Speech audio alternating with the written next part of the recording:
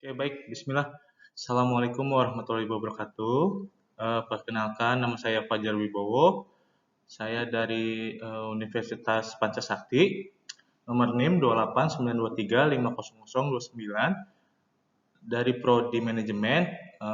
Dosen pengampunya adalah Bapak Mulyono SHMM. Mata kuliahnya Perekonomian Indonesia. Nah, baik. Di sini saya akan mempresentasikan tentang sistem ekonomi Indonesia. Mari kita simak sama-sama. Oke, baik. Sebelum kita lanjut, saya akan jelaskan apa isi materi dari sistem ekonomi Indonesia ini. Yang pertama akan membahas tentang pengertian sistem ekonomi. Yang kedua ada jenis sistem ekonomi. Dan yang ketiga ada sistem ekonomi Indonesia. Nah, baik teman-teman, di sini ada pengertian dari sistem ekonomi. Nah, sistem ekonomi adalah susunan unsur-unsur ekonomi yang saling berhubungan dengan bekerja untuk memecahkan masalah ekonomi serta mencapai tujuan tertentu. Nah, kegiatan produksi, distribusi, dan konsumsi itu semua berperan besar dalam sebuah sistem ekonomi. Nah, di sini juga ada fungsinya nih, fungsi dari sistem ekonomi.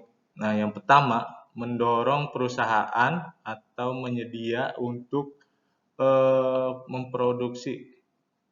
Nah, yang kedua ada mengkoordinasikan semua kegiatan individu dalam perekonomian. Nah, yang ketiga, mengatur dalam pembagian hasil produksi semua anggota masyarakat supaya berjalan sesuai rencana. Yang keempat, yang terakhir, menciptakan mekanisme tertentu supaya distribusi barang dan jasa berjalan dengan baik. Oke, kita lanjut teman-teman.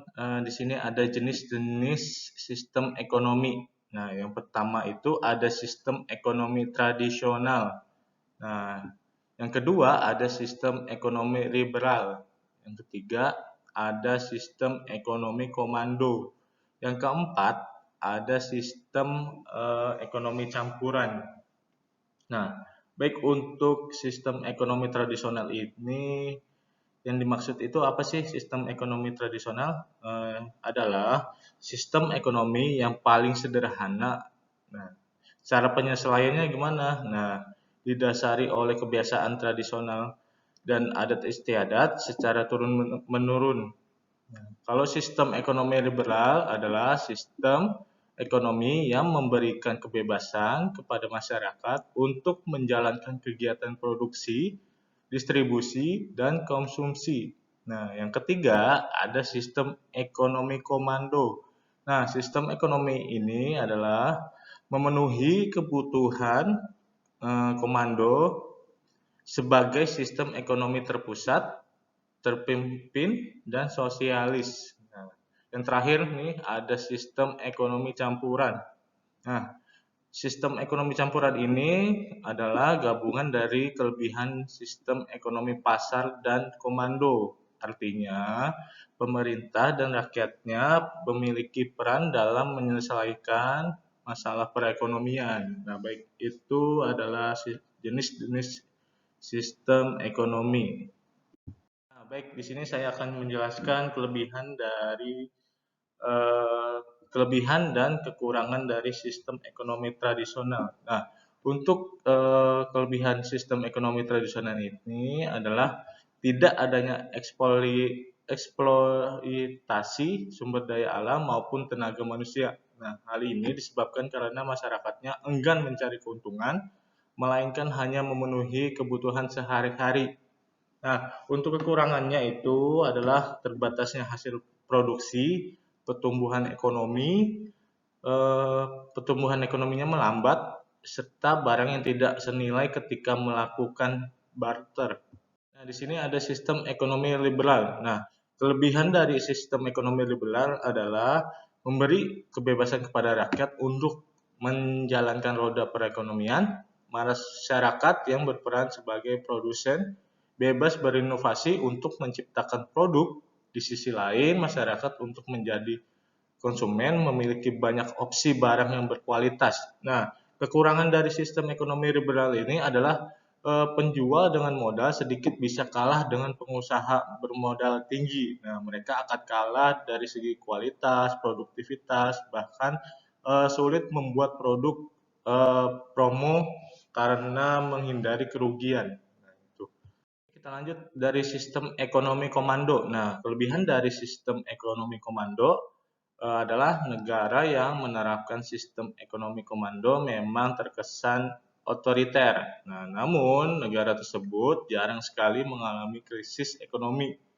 Nah, karena pemerintahnya berusaha untuk menjaga ekonomi agar tetap stabil. Nah, dari kekurangan sistem ekonomi komando itu adalah masyarakat tidak diberi ruang untuk berinovasi karena segala sesuatu sudah diatur oleh pemerintah. Baik, kita lanjut dari sistem ekonomi campuran. Nah, kelebihan dari sistem ekonomi campuran adalah adanya kebebasan pihak swasta dan masyarakat dalam menjalankan aktivitas ekonomi serta didukung oleh kebijakan dari pemerintah membuat kestabilan ekonomi tetap terjaga. Nah, selain itu, kelebihan ekonomi campuran adalah meningkatnya kreativitas pengusaha atau pelaku UMKM. Meski begitu, pemerintah selalu berupaya mencegah terjadinya monopoli usaha oleh semua pihak swasta. Nah, kekurangannya itu adalah penerapan sistem ekonomi campuran terkadang berat sebelah jika campur tangan pemerintah terlalu sedikit, maka memungkinkan berlakunya sistem ekonomi pasar atau liberal. Sebaliknya, jika campur tangan pemerintah terlalu kuat, maka berpeluang menimbulkan sistem ekonomi komando. Oke, baik, kita lanjut. Di sini ada sistem ekonomi Indonesia. Nah, pasal 33 Undang-Undang Dasar 1945 setelah amandemen yang pertama itu ada perekonomian disusun sebagai usaha bersama berdasar atas asas kekeluargaan. Yang kedua, ada cabang-cabang produksi yang penting bagi negara dan yang menguasai hajat hidup orang, banyak dikuasai oleh negara. Yang ketiga, ada bumi dan air dan kekayaan alam yang terkandung di dalamnya dikuasai oleh negara dan digunakan untuk sebesar-besar kemakmuran rakyat. Yang keempat, ada perekonomian nasional diselenggarakan berdasarkan atas demokrasi ekonomi dengan prinsip kebersamaan, efisien, keadilan, berkelanjutan, berwawasan, lingkungan, kemandirian, serta dengan menjaga keseimbangan kemajuan dan kesatuan ekonomi nasional. Yang kelima, ada ketentuan lebih lanjut mengenai pelaksanaan pasal ini diatur dalam undang-undang. Nah, di sini juga ada pasal 34 Undang-Undang Dasar 1945 setelah amandemen. Nah, yang pertama itu ada fakir miskin dan anak-anak terlantar dipelihara oleh negara. Yang kedua ada negara mengembangkan sistem jaringan sosial bagi seluruh rakyat dan memperdayakan masyarakat yang lemah dan tidak mampu sesuai dengan martabat kemanusiaan. Yang ketiga ada negara bertanggung jawab atas penyediaan fasilitas pelayanan, kesehatan fasilitas, pelayanan umum yang layak. Nah, yang terakhir ini ada keempat, ketentuan lebih lanjut mengenai pelaksanaan pasal ini diatur dalam undang-undang. Indonesia menganut sistem ekonomi Pancasila yang merupakan pengembangan dari sistem ekonomi campuran, namun berlandaskan Pancasila dan Undang-Undang 1945. Indonesia mengaku pemilikan individual atas faktor-faktor produksi kecuali untuk sumber daya yang menguasai hajat hidup orang banyak dikuasai oleh negara. Hal ini diatur oleh pasal 33 Undang-Undang Dasar 1945. Jadi secara konstitusional sistem ekonomi Indonesia bukan kapitalisme dan bukan pula sosialisme. Nah, arti keadilan sosial di atas yaitu yang pertama ada prinsip pertumbuhan ekonomi. Yang dimaksud dengan prinsip pertumbuhan ekonomi adalah sila keadilan sosial menghendaki adanya kemakmuran yang merata di antara seluruh rakyat, bukan merata di statis. melainkan merata yang dinamis dan meningkat. Nah, lalu yang kedua ada prinsip demokrasi ekonomi.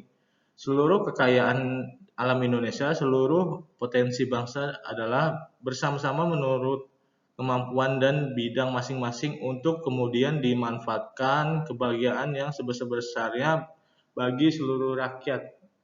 Baik, itu saja materi yang saya sampaikan dari sistem ekonomi Indonesia. Kurang lebihnya mohon maaf jika ada perbuatan atau perkataan saya yang salah. Mohon dimaafkan. Wabillahi taufiq wal hidayah. Wassalamualaikum warahmatullahi wabarakatuh.